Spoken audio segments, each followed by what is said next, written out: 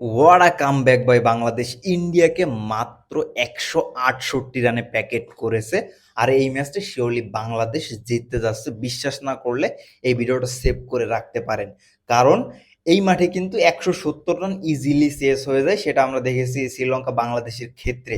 তো এইখানে ১ম এ কিন্তু মনে হচ্ছিল রান ২০০ প্লাস হইতে পারে, যখন অভিষেক শর্মা এবং শুভমান গিল তাদের টর্নেডো ব্যাটিং শুরু করেছিল। বাট একটা সময় এসে যখন বাংলাদেশি বোলাররা ডমিনেট করা শুরু করে, দেন আমার বিশ্বাস হয়, পার্সোনালি বিশ্বাস হয় যে বাংলাদেশ এই ম্যাচটাকে ১৮০ নিচে ১৭০ নিচে কন্ট্রোল করতে পারে। দেন মোস্তাফিজুর রহমান, আবারও বলতে হয় যে অবিশ্বাস্য অবিশ্বাস্য বোলিং স্পেল। মানে যখন বাংলাদেশ খাদের কিনারায় থাকে তখনই কামব্যাক করে মুস্তাফিজুর রহমান। তো আপনারা নিশ্চিন্তে ম্যাচ দেখেন।